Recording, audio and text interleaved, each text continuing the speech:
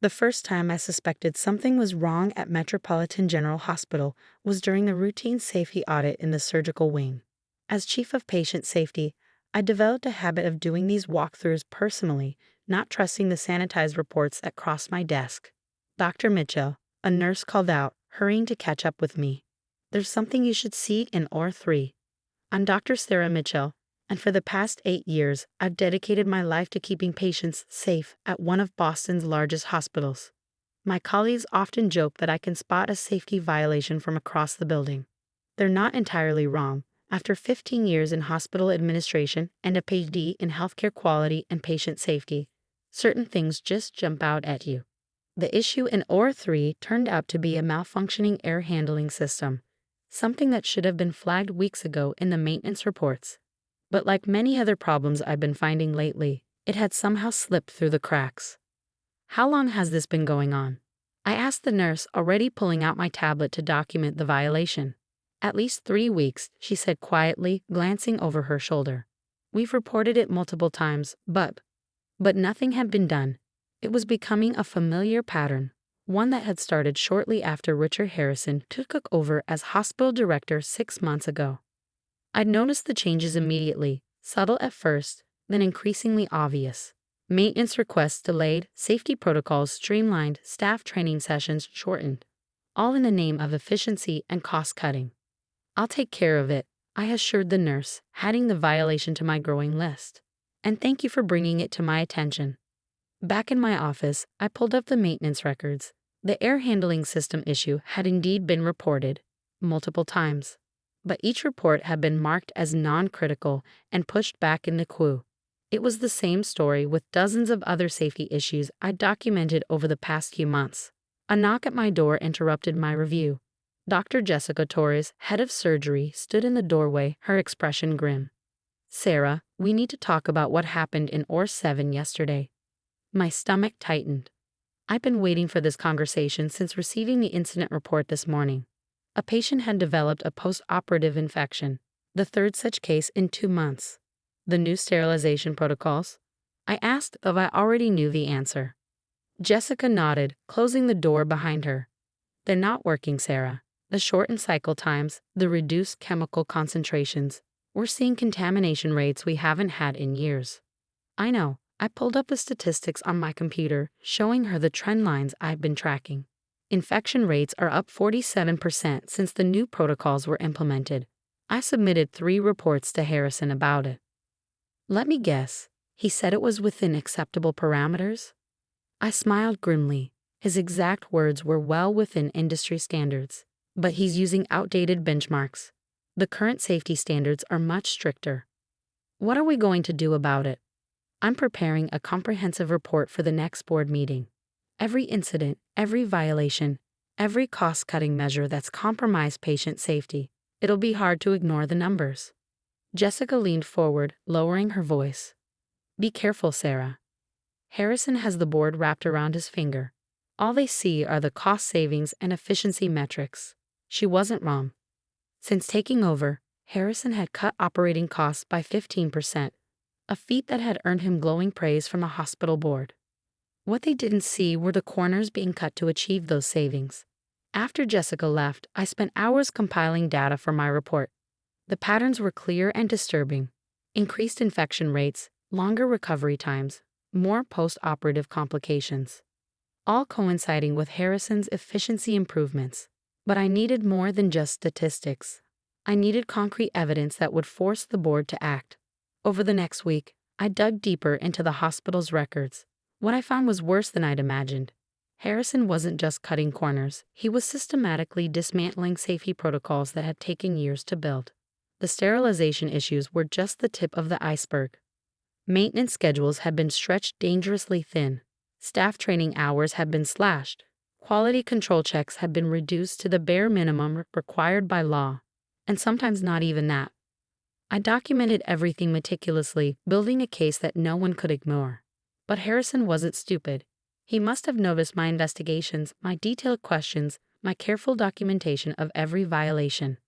The confrontation came sooner than I expected. It was late evening, and I was reviewing staff rotation schedules when Harrison burst into my office, his face flushed with anger. What the hell is this?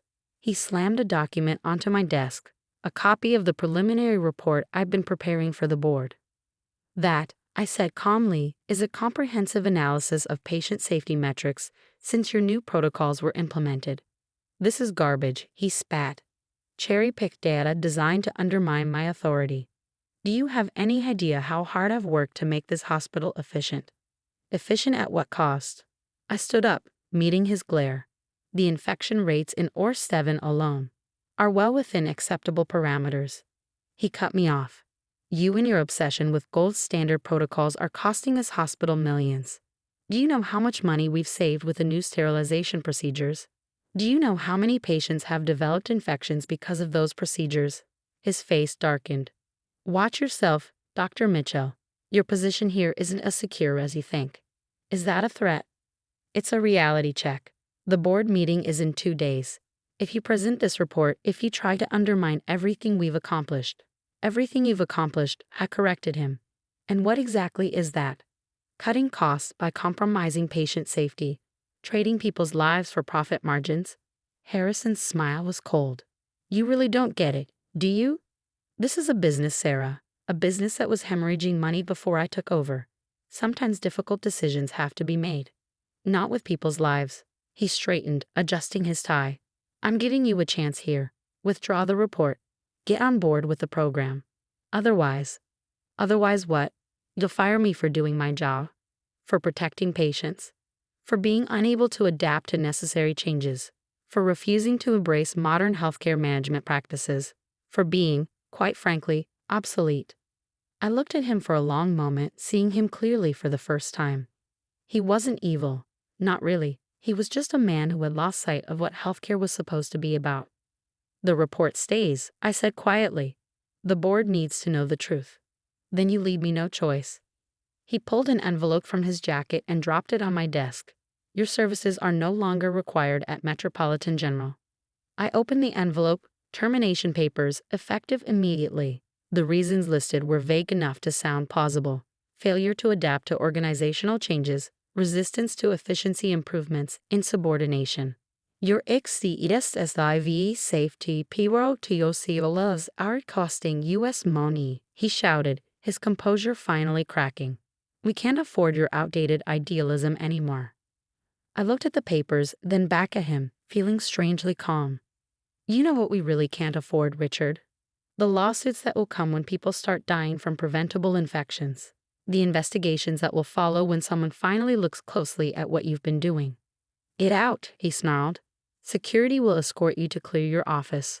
I stood slowly, gathering my personal tablet, my own device, not the hospital-issued one. Of course. But Richard? You might want to postpone that board meeting tomorrow. Why's that? I smiled, thinking of the detailed records I'd been compiling, the evidence I gathered, the witnesses I prepared.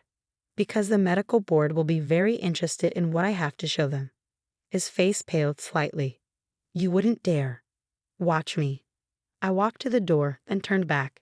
You know what the funny thing is? All those safety protocols you called excessive. They weren't just protecting patients. They were protecting you too.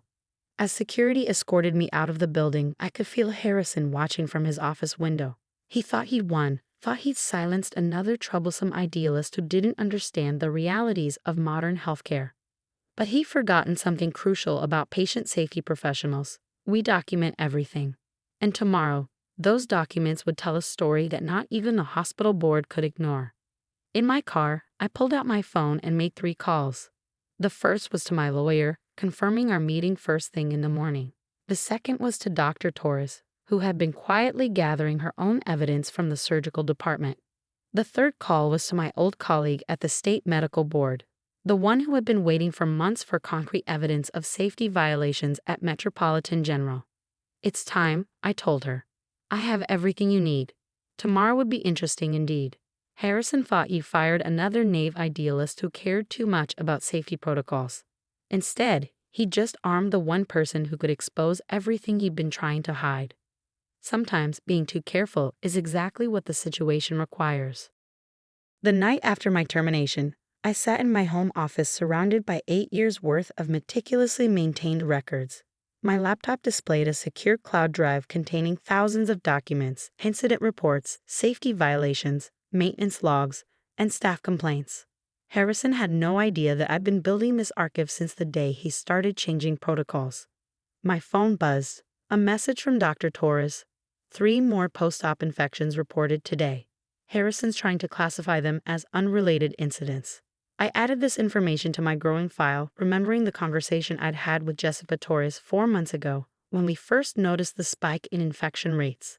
Document everything, I told her then. Every infection, every complication, every deviation from standard protocols. And make copies. Lots of copies.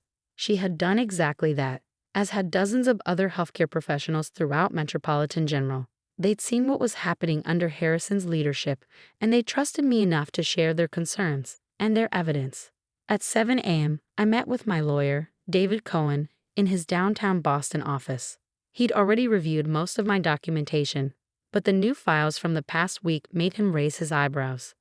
"This is more serious than we thought," he said, studying the infection rate charts.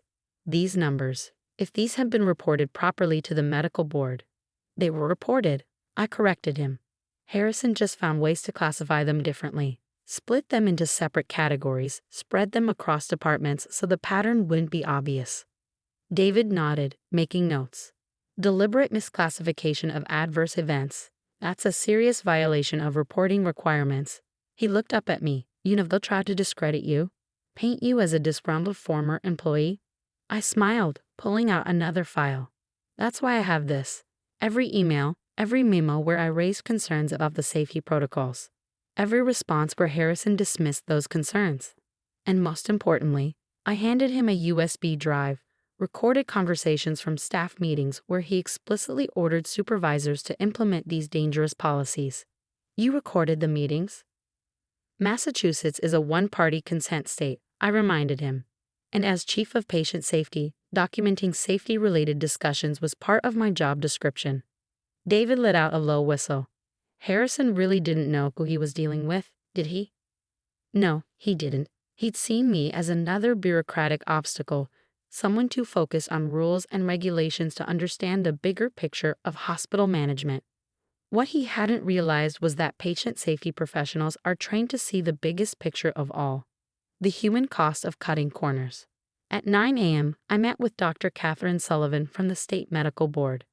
I'd known Catherine for 15 years, since our residency days. She'd gone into medical regulation while I focused on hospital safety, but we'd stayed in touch, sharing concerns about the increasing pressure on hospitals to prioritize profits over patient care. "My God, Sarah," she said, paging through my reports. "The sterilization protocols alone. How did he think he could get away with this?" "Because he almost did," I admitted. "He was smart about it, never making changes that would obviously violate regulations, just small adjustments, each one seemingly insignificant on its own. But in combination, they created a perfect storm. Reduced sterilization times, diluted cleaning solutions, shortened inspection protocols, all while maintaining just enough documentation to seem compliant." Catherine's face hardened as she read the infection statistics. 3 deaths from post-operative infections in the past month alone. And these were classified as complications due to pre-existing conditions, I quoted bitterly. Harrison found a way to blame every incident on something other than his cost-cutting measures. She set down the reports and looked at me seriously. "You know what will happen when we open a formal investigation? The hospital's reputation will suffer," I finished. "I know. I've worked there for 8 years, Catherine. I care about Metropolitan General, but I care more about the patients who trust us with their lives." She nodded slowly. "The medical board meets at 2 p.m. I want you there to present this evidence personally." As I left her office, my phone buzzed again. A message from Tom Parker, head of hospital maintenance. "Harrison's in the maintenance office, ordering us to update the service logs." "What do you need me to do?" I smiled grimly. Even now, Harrison was trying to cover his tracks. "Don't interfere," I texted back. "But document everything he changes. Take pictures of the original logs first." The next few hours were a blur of preparation. I met with Dr. Torres and other department heads who had agreed to testify about the safety violations. Each brought their own documentation, their own stories of how Harrison's policies had endangered patients. Maria Gonzalez, head surgical nurse, had kept a personal log of every infection that could be traced to the new sterilization protocols. Dr. James Wu from emergency medicine had documented how reduced maintenance on critical equipment had led to failures during crucial procedures. At 1:30 p.m., we gathered in the medical board's waiting room. Harrison wasn't there yet. He probably thought he had at least another day before I could organize any kind of response to my termination. Dr. Mitchell, a board assistant, appeared. "We're ready for you." I stood gathering my materials. Dr. Torrey squeezed my arm supportively. "Given health, Sarah." Inside the boardroom, Catherine was already seated with the other board members. Their faces were serious as I began setting up my presentation. At 1:45, the door burst open. Harrison strode in, his face flushed. "What is the meaning of this? I wasn't notified of any board hearing." "Mr. Harrison," Catherine said coolly, "how fortunate you could join us. We were just about to review some concerning evidence about safety protocols at Metropolitan General." He turned to me, his expression murderous. "You had no right." "Actually," I interrupted calmly, "as Chief of Patient Safety, I had every right and responsibility to report safety violations to the proper authorities. Your termination of my employment doesn't change that obligation. These are internal hospital matters. 3 deaths from preventable infections in the past month alone." I cut in. "Are those internal matters too?" The board chairman leaned forward. "Mr. Harrison, please take a seat. Dr. Mitchell has brought some very serious allegations to our attention." Harrison sat, his face tight with controlled rage. I could almost see him calculating, planning how to discredit me, how to explain away the evidence. But as my presentation began, as I methodically laid out the documentation of every violation, every covered-up incident, every dangerous policy change, I watched his confidence begin to crumble. The infection rate charts were damning enough. But when I played the recorded meetings where he explicitly ordered staff to implement dangerous protocols, when I showed the maintenance logs documenting systematic neglect of critical equipment, when I presented testimony from department heads about specific incidents that have been covered up. "This is a coordinated attack," Harrison tried to interrupt. "Disgruntled employees trying to." "These are sworn statements," Catherine cut him off, "from every department head at Metropolitan General." "Are you suggesting they're all lying?" I continued my presentation, showing how Harrison had manipulated reporting categories to hide adverse events, how he pressured staff to minimize safety concerns, how he created a culture of fear that discouraged incident reporting. The final blow came when I presented the financial data, proving that the cost savings Harrison had achieved came directly from compromising safety measures. The choice, I concluded, was between patient safety and profit margins. Mr. Harrison made his choice clear. Now you have to make yours. The room was silent as I finished. Harrison sat frozen, his career crumbling before his eyes. The board members exchanged glances, their expressions grave. Catherine spoke first. "Mr. Harrison, do you have any response to these allegations?" He straightened his tie, attempting to recover his composure. "These protocols were all within acceptable parameters." "According to whose standards?" I interrupted, pulling up another document.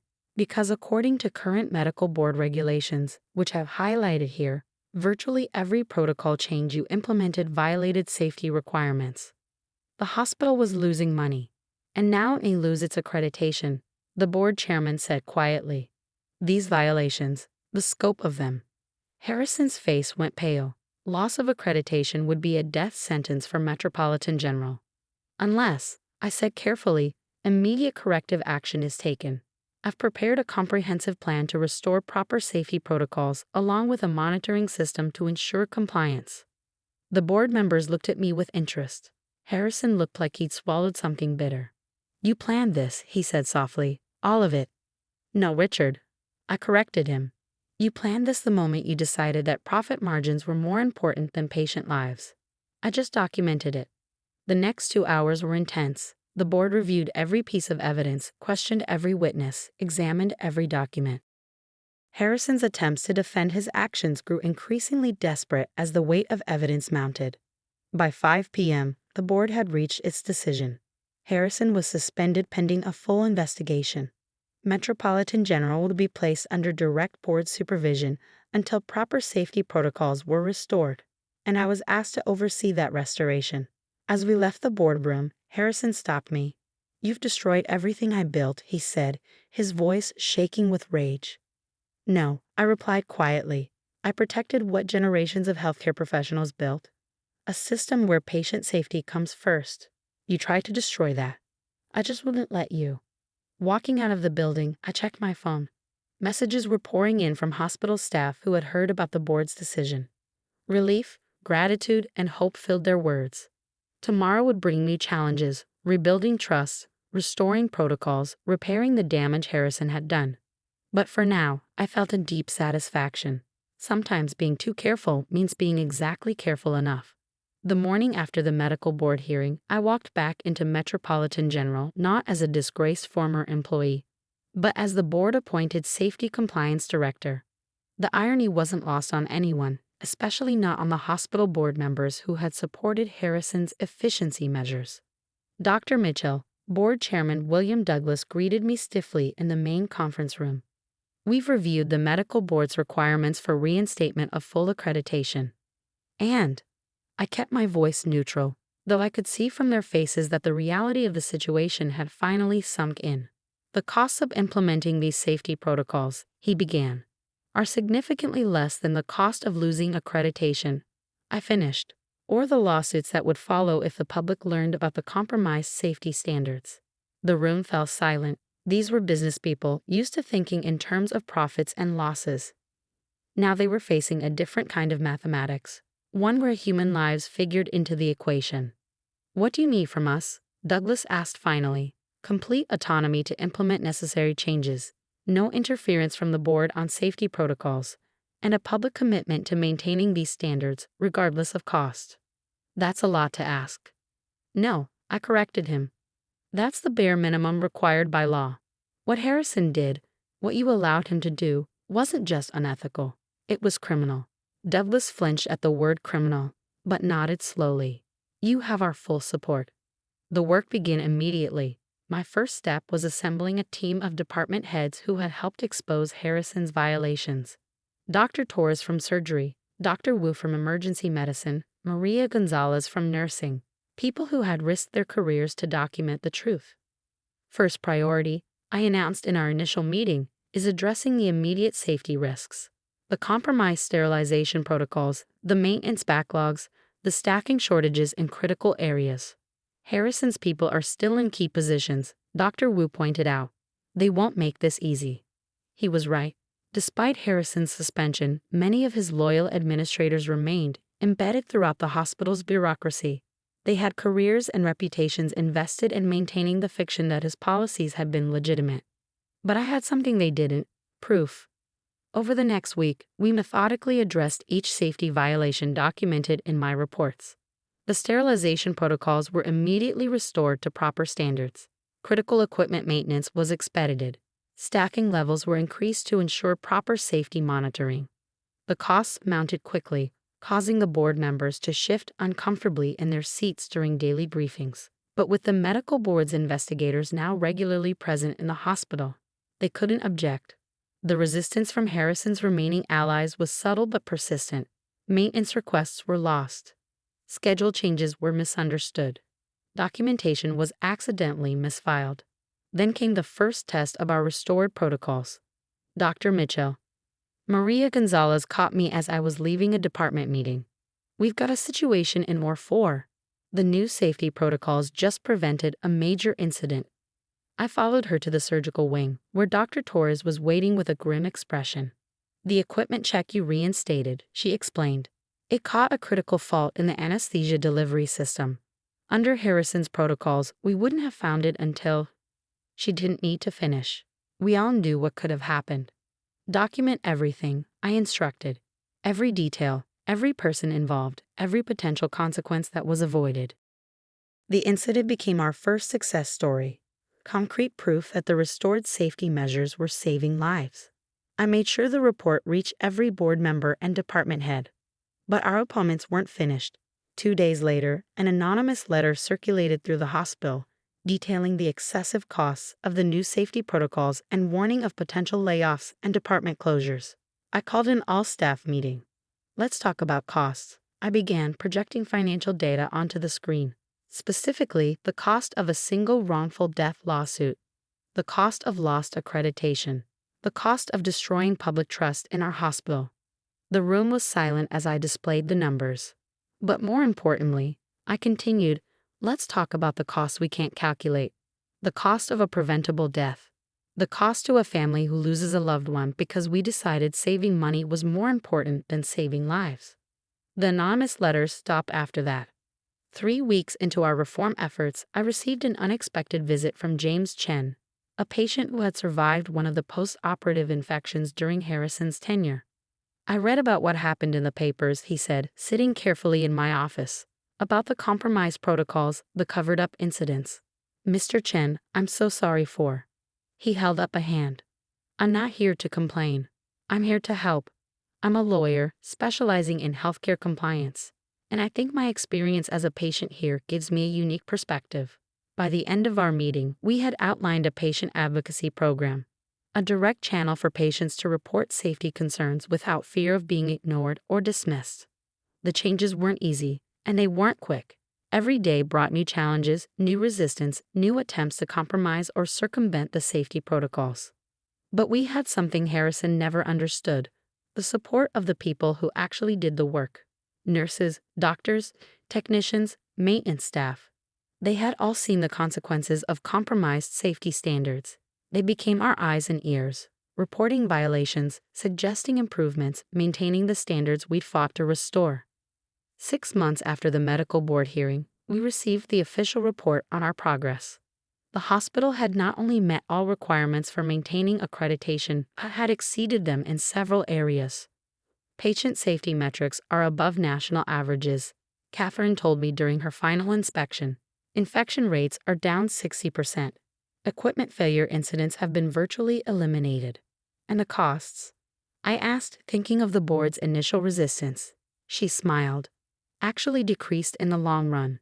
Turns out preventing complications is cheaper than dealing with their consequences. Harrison's criminal trial began that winter. The evidence we gathered led to multiple charges of criminal negligence and fraud. As I testified about the systematic dismantling of safety protocols, I couldn't help but think about how differently things might have turned out if he'd succeeded in silencing me. 1 year after my termination, I stood in the same surgical wing where I first discovered the problems with the air handling system. The maintenance logs show regular checks, proper documentation, immediate response to any issues. Dr. Torres joined me on my rounds, now serving as both Chief of Surgery and Deputy Safety Director. Remember what Harrison used to say, she asked. Safety protocols are just bureaucratic obstacles. I nodded, checking the latest sterilization records. Now we know they're the foundation everything else is built on. The hospital had changed profoundly. Safety wasn't just a department or a set of protocols anymore. It was part of the culture, integrated into every decision, every procedure, every aspect of patient care. Harrison's efficient policies had saved the hospital $15 million over 6 months. Our safety protocols had saved something more valuable: trust. Trust from patients, from staff, from the community. Last week, I received a letter from a patient's family. Their mother had undergone high-risk surgery at Metropolitan General. The procedure had gone perfectly, with every safety protocol followed exactly as designed. We chose your hospital, they wrote, because we heard about your commitment to patient safety. Thank you for showing us what that really means. I pinned the letter to my office wall, next to the termination notice Harrison had given me a year ago. Sometimes being too careful means being exactly what patients need. Metropolitan General became a model for other hospitals, proof that patient safety and financial stability aren't mutually exclusive. We developed training programs sharing our protocols and procedures with healthcare facilities across the country. The medical board used our case to strengthen safety regulations statewide, closing the loopholes Harrison had exploited. His trial led to new laws requiring greater transparency in hospital safety reporting. As for me, I still do my daily rounds, still check every protocol, still document everything. Some call it excessive caution. I call it doing my job. Because in healthcare, there's no such thing as being too careful when lives are at stake. Every safety check, every protocol, every documented incident is part of a system designed to protect the most vulnerable, patients who trust us with their lives. Harrison never understood that. He saw safety protocols as obstacles to efficiency, barriers to profit. What he didn't see was that they're actually the foundation of everything we do in healthcare. Without them, we're not just risking lawsuits or accreditation, we're risking the very thing we're sworn to protect: human life. Today, Metropolitan General stands as proof that doing the right thing isn't just morally correct, it's also good business. Our patient satisfaction scores are at record highs.